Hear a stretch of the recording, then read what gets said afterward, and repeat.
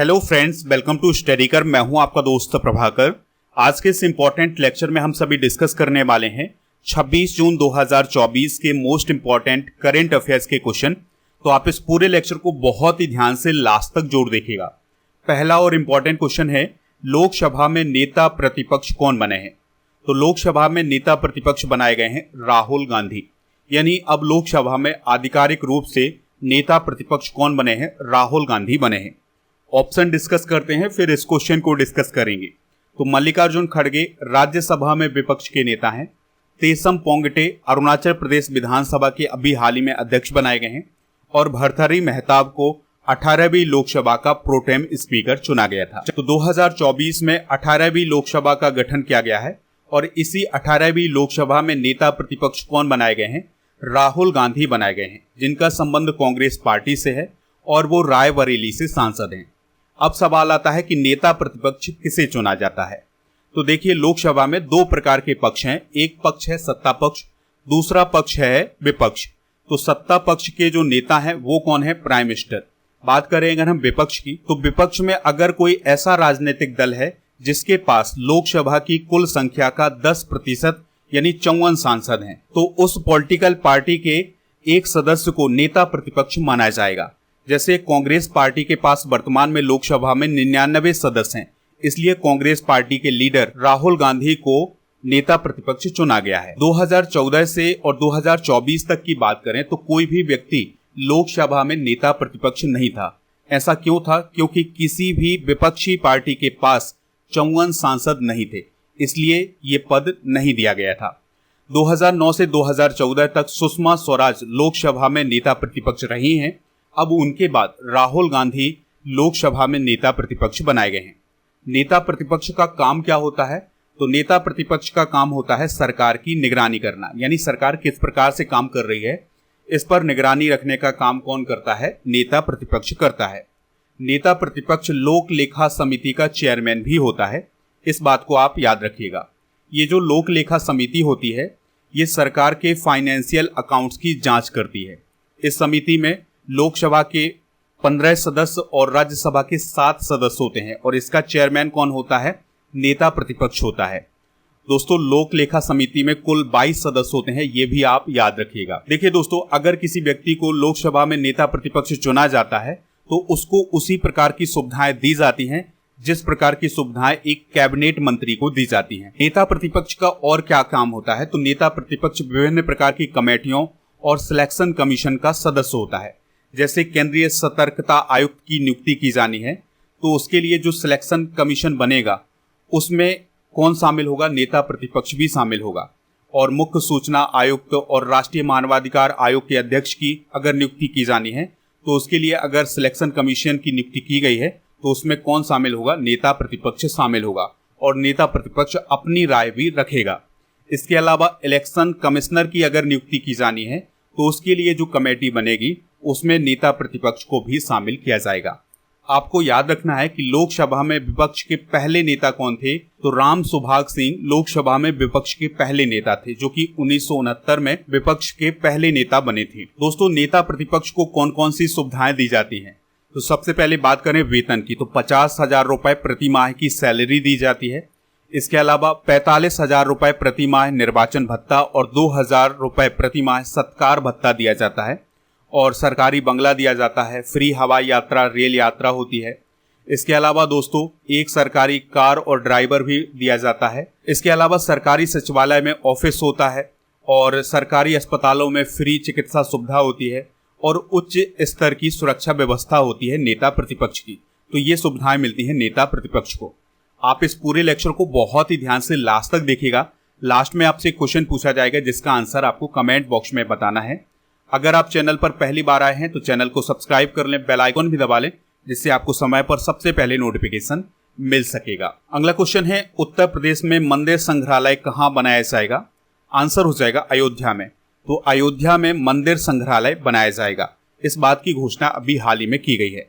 देखिए, ऑप्शन की अगर हम बात करें तो लखनऊ देश की पहली AI सिटी बनेगी, संभल में श्री कल्की धाम मंदिर बनाया जा रहा है और नोएडा को जल योद्धा पुरस्कार 2023-24 अभी हाल ही में प्राप्त हुआ था।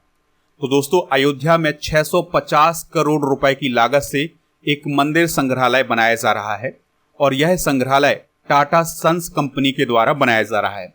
इस संग्रहालय का निर्माण सरयू नदी के किनारे किया जाएगा और इस म्यूजियम को मशहूर वास्तुकार वृंदा सौम्या की देखरेख में बनाया जाएगा। दोस्तों इस संग्रहालय के निर्माण के लिए उत्तर प्रदेश पर्यटन विभाग के द्वारा 90 साल के लिए पट्टे पर मात्र 1 रुपए की टोकन मनी पर जमीन उपलब्ध कराई गई है।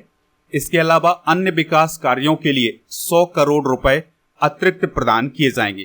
तो इसकी अभी हाल ही में घोषणा की गई है। तो म्यूजियम से रिलेटेड कुछ इंपॉर्टेंट करंट अफेयर्स डिस्कस कर लेते हैं। तो अंतर्राष्ट्रीय संग्रहालय दिवस कब मनाया जाता है? 18 मई को मनाया जाता है।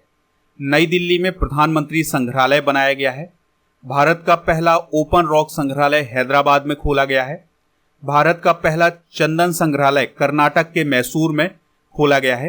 हड़प्पा संस्कृति का सबसे बड़ा संग्रहालय राखीगढ़ी हरियाणा में बनाया जा रहा है। उत्तराखंड के मसूरी में देश के पहले कार्टोग्राफी संग्रहालय का उद्घाटन किया गया है। विश्व का पहला ताड़ के पत्ते का पांडुलिपि संग्रहालय तिरुवनंतपुरम केरल में शुरू किया गया है। देश का पहला और विश्व का दूसरा इन्फेंट्री संग्रहालय महू मध्य प्रदेश में खोला गया है। अरुणाचल प्रदेश के पासीघाट में हम्प द्वितीय विश्व युद्ध संग्रहालय का अनावरण किया गया है। तो ये सभी म्यूजियम से रिलेटेड करंट अफेयर्स हैं, इन्हें आप नोट कर सकते हैं। नेक्स्ट क्वेश्चन है, किस देश के चंद्र मिशन के द्वारा चंद्रमा के अंधेरे वाले हिस्से से पृथ्वी पर मिट्टी लाई गई है? आंसर हो जाएगा चाइना। तो चाइना के द्वारा अभी हाल ही में एक चंद्र मिशन लॉन्च किया गया था। तो इस चंद्र मिशन के द्वारा चंद्रमा के अंधेरे वाले हिस्से से पृथ्वी पर मिट्टी लाई गई है। भारत की बात करें तो चंद्रमा के दक्षिणी ध्रुव पर पहुंचने वाला पहला देश कौन है? भारत। जापान चंद्रमा पर पहुंचने वाला 5वां देश अभी हाल ही में बना था। रूस की बात करें तो रूस ने 2023 में चंद्रमा के लिए एक मिशन लॉन्च किया था जिसका नाम था लूना 25, जो कि एक असफल मिशन था। चलिए इस क्वेश्चन को डिस्कस करते हैं। तो चाइना के द्वारा एक मून मिशन लॉन्च किया गया था इसी साल जिसका नाम था चांगई 6। तो इसे 3 मई 2024 को लॉन्च किया गया था और यह मिशन चंद्रमा के अंधेरे वाले हिस्से पर 3 जून 2024 को पहुंचा था। और अब चाइना का मून मिशन चांगई 6 चंद्रमा की सतह से 2 किलोग्राम मिट्टी लेकर के धरती पर पहुंच गया है। और ये जो मिट्टी लाई गई है ये चंद्रमा के अंधेरे वाले हिस्से से लाई गई है। यानी चंद्रमा के जिस हिस्से को आप देखते हैं ये उजाले वाला हिस्सा होता है, उसके पीछे अंधेरे वाला हिस्सा होता है। तो ये जो मिट्टी लाई गई है 2 किलोग्राम, ये अंधेरे वाले हिस्से से लाई गई है। तो चीन दुनिया का पहला ऐसा देश बन गया है जो चंद्रमा के अंधेरे वाले हिस्से से सैंपल लाया है। तो इस बात को भी आप याद रखिएगा। चाइना के द्वारा एक लक्ष्य रखा गया है कि वह 2030 तक इंसान को चंद्रमा पर भेजेगा। चाइना 2030 तक चांद के साउथ पोल पर एक रिसर्च बेस भी बनाना चाहता है। तो ये उसके द्वारा लक्ष्य रखे गए हैं। चलिए कुछ इंपॉर्टेंट फैक्ट डिस्कस कर लेते हैं। तो चंद्रमा की सतह पर उतरने वाले देश कौन कौन है? अमेरिका, रूस, चीन, भारत और जापान। भारत 2040 तक चंद्रमा पर अंतरिक्ष यात्री भेजेगा, इस प्रकार का लक्ष्य रखा गया है भारत के द्वारा। भारत के चंद्रयान 3 मिशन की लैंडिंग साइट को कौन सा नाम दिया गया है? शिव शक्ति पॉइंट। यानी जहां पर चंद्रयान 3 लैंड हुआ है उस पॉइंट का नाम क्या दिया गया है? शिव शक्ति पॉइंट दिया गया है। नील आर्मस्ट्रॉन्ग चंद्रमा की सतह पर कदम रखने वाले पहले व्यक्ति हैं। वो 20 जुलाई 1969 को चंद्रमा की सतह पर पहुंचे थे। पहला सफल चंद्र मिशन कौन है? लूना 2, जिसे 12 सितंबर 1959 को सोवियत संघ के द्वारा लॉन्च किया गया था। क्वेश्चन है, 64वीं अंतर्राष्ट्रीय चीनी संगठन परिषद की बैठक कहां आयोजित की जा रही है? आंसर हो जाएगा नई दिल्ली में। तो नई दिल्ली में अंतर्राष्ट्रीय चीनी संगठन परिषद की 64वीं बैठक आयोजित की जा रही है। बात आई है यहाँ पर जेनेवा की। तो जेनेवा स्विट्जरलैंड में अभी हाल ही में 112वां अंतर्राष्ट्रीय श्रम सम्मेलन आयोजित किया गया है। और वॉन की अगर हम बात करें तो जो कि जर्मनी का एक शहर है, तो यहाँ पर वॉन जलवायु सम्मेलन 2024 आयोजित किया गया है। और लिविंगस्टोन जो कि जाम्बिया का एक शहर है, तो वहां पर काजा शिखर सम्मेलन 2024 का आयोजन किया गया है। तो 64वीं अंतर्राष्ट्रीय चीनी संगठन परिषद की बैठक नई दिल्ली के भारत मंडपम में शुरू हुई है। इसका आयोजन 25 से 27 जून 2024 तक किया जाएगा। इसमें 30 से अधिक देशों के प्रतिनिधि शामिल हो रहे हैं। दोस्तों, आपको याद रखना है कि 2024 के लिए अंतर्राष्ट्रीय चीनी परिषद का अध्यक्ष किसे चुना गया है? भारत को चुना गया है। तो ये जो बैठक आयोजित की जा रही है, यह भारत की अध्यक्षता में की जा रही है। इस बात को जरूर याद रखिएगा। अंतर्राष्ट्रीय चीनी संगठन की बात करें तो इसकी स्थापना 1968 में की गई थी। वर्तमान में इसके 87 सदस्य हैं और इसका मुख्यालय लंदन, यूके में है।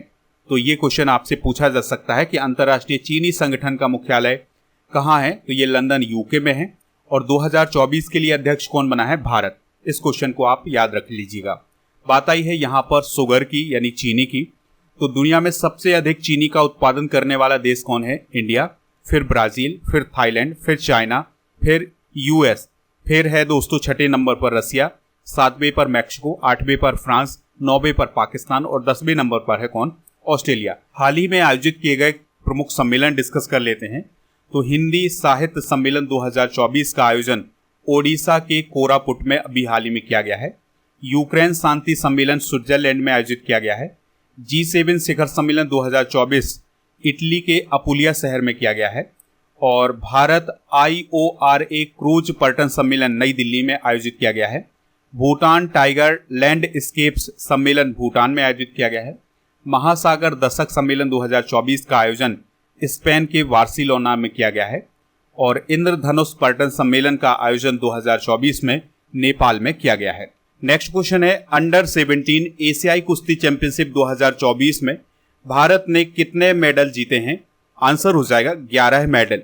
तो दोस्तों, अभी हाल ही में जॉर्डन की राजधानी अम्मान में 22 से 24 जून 2024 तक अंडर 17 एशियाई कुश्ती चैंपियनशिप 2024 का आयोजन किया गया है, जिसमें भारत ने 11 मेडल जीते हैं, जिसमें 4 गोल्ड, 2 सिल्वर और 5 ब्रॉन्ज मेडल हैं। इस प्रतियोगिता में गोल्ड मेडल किसने किसने जीता है? तो दीपांशी ने 46 किलोग्राम, मुस्कान ने 53 किलोग्राम, रजनीता ने 53 किलोग्राम और मानसी लाठर ने 61 किलोग्राम भार वर्ग में गोल्ड मेडल जीता है। बात करें अगर हम जॉर्डन की, तो यह पश्चिम एशिया में स्थित एक देश है। राजधानी इसकी अम्मान है। सम्राट हैं अब्दुल्ला द्वितीय और प्रधानमंत्री हैं विसर खासाब ने। नेक्स्ट क्वेश्चन है, किस देश में महाराजा रणजीत सिंह की प्रतिमा फिर से स्थापित की जाएगी? आंसर हो जाएगा पाकिस्तान। तो पाकिस्तान में महाराजा रणजीत सिंह की प्रतिमा फिर से स्थापित की जाएगी। फ्रांस की बात आई है तो फ्रांस के सरगेई शहर में तमिल कवि तिरुवल्लुवर की प्रतिमा का उद्घाटन किया गया है।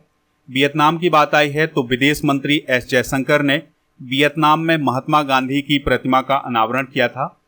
अमेरिका की बात आई है तो भारत के बाहर अमेरिका के मैरीलैंड शहर में डॉक्टर BR अम्बेडकर की सबसे ऊंची प्रतिमा है।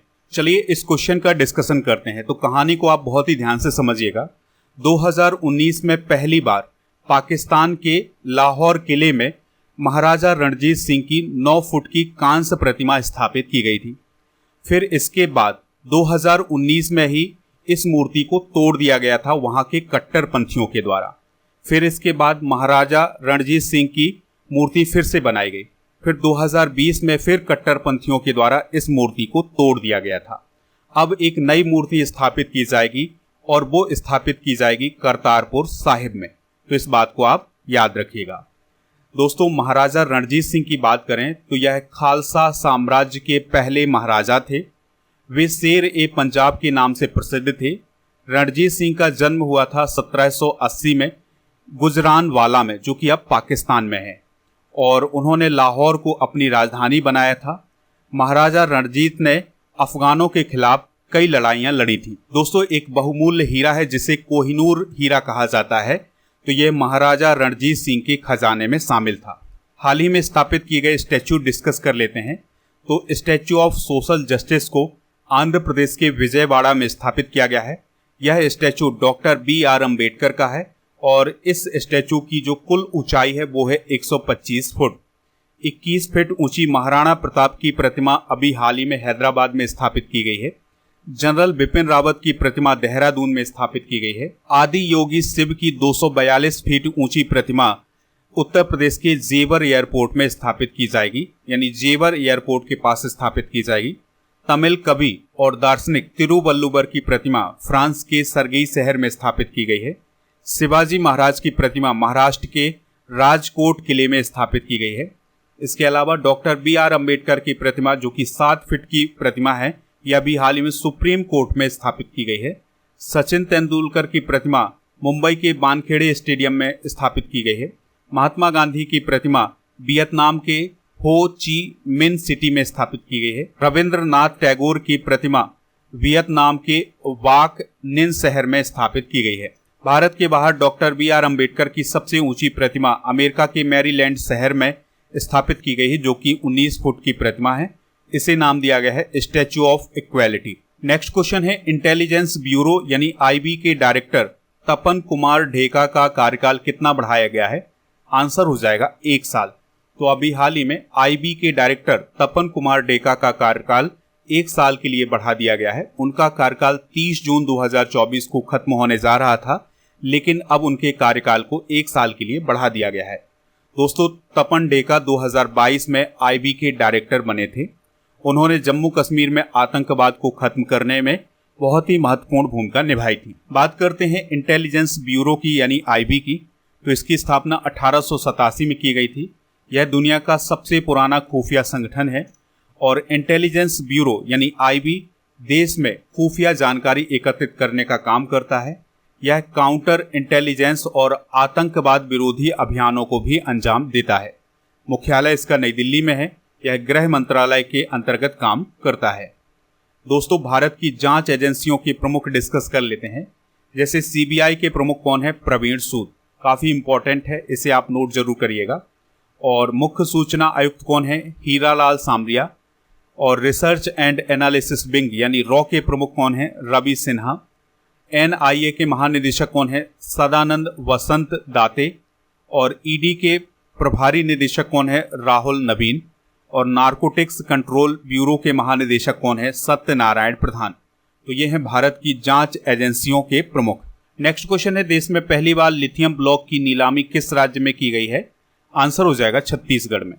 तो अभी हाल ही में केंद्रीय कोयला एवं खान मंत्री जी किशन रेड्डी ने छत्तीसगढ़ में देश का पहला lithium block Mikey south mining company को आवंटित किया है। दोस्तों, लिथियम की बात आई है तो इससे रिलेटेड कुछ बेसिक जानकारी डिस्कस कर लेते हैं। तो यह एक रासायनिक तत्व है। इसकी परमाणु संख्या होती है 3। यह क्षारीय एवं दुर्लभ धातु है। यह एक नरम तथा चांदी के समान सफेद धातु होती है। सबसे हल्की धातु कौन है? लिथियम। इस बात को आप याद रखिएगा। लिथियम धातु का प्रयोग मिश्रित धातुओं को बनाने में किया जाता है और लिथियम बैटरी बनाने में भी इसका उपयोग किया जाता है। दोस्तों, आपको याद रखना है कि वर्ष 2023 में जम्मू कश्मीर के रियासी जिले के सलाल हैमाना क्षेत्र में अनुमानित 5.9 मिलियन टन लिथियम का भंडार पाया गया है। वर्ष 2023 में झारखंड के कोडरमा और गिरिडीह क्षेत्रों में लिथियम के अतिरिक्त भंडार की खोज की गई है। नेक्स्ट क्वेश्चन है, भारत के किस शहर को वर्ल्ड क्राफ्ट सिटी का टैग मिला है? आंसर हो जाएगा श्रीनगर को। तो श्रीनगर को अभी हाल ही में वर्ल्ड क्राफ्ट सिटी का टैग प्राप्त हुआ है। दोस्तों, ऑप्शन की बात करें तो ग्वालियर को यूनेस्को के द्वारा संगीत की नगरी घोषित किया गया है और कोझीकोड को यूनेस्को के द्वारा साहित्य का शहर घोषित किया गया है। चलिए इस क्वेश्चन का डिस्कशन करते हैं। तो अभी हाल ही में वर्ल्ड क्राफ्ट काउंसिल के द्वारा जम्मू कश्मीर के श्रीनगर को वर्ल्ड क्राफ्ट सिटी का टैग दिया गया है। दोस्तों, इस टैग के प्राप्त हो जाने के बाद हथकरघा और हस्तशिल्प क्षेत्र को बढ़ावा मिलेगा श्रीनगर के। इसके अलावा वहां पर पर्यटन को भी बढ़ावा दिया जाएगा। वर्ल्ड क्राफ्ट काउंसिल की बात करें तो यह एक गैर लाभकारी और गैर सरकारी संगठन है। इसकी स्थापना 1964 में की गई थी। इसका काम शिल्प संबंधी गतिविधियों को बढ़ावा देना है। नेक्स्ट क्वेश्चन है, डीएलएस मेथड बनाने वाले फ्रैंक डकवर्थ का निधन हो गया है। डीएलएस मेथड का संबंध किस खेल से है? आंसर हो जाएगा क्रिकेट। तो अगर आप क्रिकेट देखते होंगे तो उसमें डकवर्थ लुईस नियम लगाया जाता है। जब कभी क्रिकेट के दौरान बरसात हो जाती है तो उसमें स्कोर को चेंज करने के लिए ये नियम लगाया जाता है। तो उसी नियम की खोज करने वाले फ्रैंक डकवर्थ का अभी हाल ही में निधन हो गया है। फ्रैंक डकवर्थ के द्वारा टॉनी लुईस के साथ मिलकर के इस नियम की खोज की गई थी। हाल ही में हुए कुछ प्रमुख निधन डिस्कस कर लेते हैं। जैसे हरपाल सिंह बेदी का निधन हुआ है, यह एक खेल पत्रकार थे। मुरलीधर चंद्रकांत भंडारी का निधन हुआ है, ये उड़ीसा के उपराज्यपाल थे। पंडित राजीव तारानाथ का निधन हुआ है, यह एक प्रसिद्ध सरोद वादक थे। सुरजीत पातर का निधन हुआ है, ये पंजाबी कवि थे। और सौलोस चिल्मा का निधन हुआ है, जो कि मलावी के उपराष्ट्रपति थे। रामोजी राव का निधन हुआ है, जो कि रामोजी फिल्म सिटी के संस्थापक थे। कमला बेनीवाल का निधन हुआ है, जो कि गुजरात की पूर्व राज्यपाल थी। सुशील कुमार मोदी का निधन हुआ है, जो कि बिहार के पूर्व उप मुख्यमंत्री थे। दोस्तों, अब हम कल के करंट अफेयर्स को एक बार रिवाइज करेंगे, फिर जनरल नॉलेज के पिटारे को डिस्कस करेंगे। लास्ट में पूछेंगे आपसे क्वेश्चन जिसका आंसर कमेंट बॉक्स में देना है।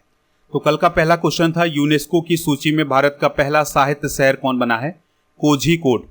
Henley private wealth migration report 2024 के अनुसार भारत के कितने करोड़पति निकलकर दूसरे देश में बस सकते हैं? 4300। एनटीए के पुनर्गठन पर सरकारी समिति नियुक्त की गई है, उसके अध्यक्ष कौन बने हैं? डॉक्टर राधाकृष्णन। विश्व चिकित्सा एवं स्वास्थ्य खेलों में भारतीय AFMS अधिकारियों ने कितने मेडल जीते हैं? 32। राज्यसभा में सदन के नेता कौन बने हैं? JP नड्डा। WTT कंटेनर एकल खिताब जीतने वाली पहली भारतीय कौन बनी है? श्रीजा अकुला। और लाल सिर वाले गिद्धों के लिए दुनिया का पहला संरक्षण केंद्र किस राज्य कैंसास प्रदेश में स्थापित किया जाएगा? उत्तर प्रदेश। भारत का पहला अंडरग्राउंड कोल गैसिफिकेशन प्रोजेक्ट किस राज्य में शुरू किया गया है? झारखंड में। SVOM उपग्रह चीन और किस देश ने लॉन्च किया है? फ्रांस। कूटनीति में अंतर्राष्ट्रीय महिला दिवस कब मनाया जाता है? 24 जून को। आज के जनरल नॉलेज के पिटारे में हम कुछ इंपॉर्टेंट क्वेश्चन डिस्कस करेंगे। तो किसने पुत्र और पुत्री को बौद्ध धर्म के प्रचार के लिए श्रीलंका भेजा था? अशोक ने। कौटिल्य द्वारा रचित अर्थशास्त्र कितने अभिकरणों में विभाजित है? 15। अशोक का शिलालेख भारत के अलावा किस अन्य स्थान पर भी पाया गया है? अफगानिस्तान। किस शिलालेख में अशोक ने घोषणा की कि सभी मनुष्य मेरे बच्चे हैं? तो प्रथम पृथक शिलालेख में। किस महीने में मौर्यों का राजकोषीय वर्ष प्रारंभ होता था? आषाढ़ में। किस जैन ग्रंथ में चंद्रगुप्त मौर्य के जैन धर्म अपनाने का उल्लेख किया गया है? परिशिष्ट पर्व में। चंद्रगुप्त मौर्य का संघर्ष किस यूनानी शासक से हुआ था? सेल्यूकस से। एरियन ने चंद्रगुप्त मौर्य को क्या नाम दिया था? सैंड्रोकोट्स। और किस ग्रंथ में चंद्रगुप्त मौर्य के लिए कुलहीन शब्द का प्रयोग हुआ है? आंसर हो जाएगा मुद्रा राक्षस में। कल के करंट अफेयर्स में आपसे पूछा गया था कि राज्यसभा का वर्णन किस अनुच्छेद में किया गया है? तो अनुच्छेद 80 में राज्यसभा का वर्णन किया गया है। तो इसका आंसर लगभग सभी लोगों ने बताया है। आज का क्वेश्चन है, CBI के प्रमुख कौन है? तो जो भी इसका राइट आंसर हो कमेंट बॉक्स में जरूर बताइएगा। दोस्तों, आप हमारे टेलीग्राम चैनल को ज्वाइन कर लीजिएगा, वहां पर आपको PDF मिल जाएगा। इसका लिंक डिस्क्रिप्शन बॉक्स में दिया गया है। इसके अलावा स्टडी करके ऐप को भी डाउनलोड कर लीजिएगा। यहाँ पर आपको paid course, e-book, test series, PDF, daily quiz ये सभी मिल जाएगा। इसके अलावा monthly current affairs, yearly current affairs और 6 मंथ के करंट अफेयर्स की ई-बुक आपको ऐप पर मिल जाएगी। तो इन सभी को प्राप्त करने के लिए ऐप को जरूर डाउनलोड करें।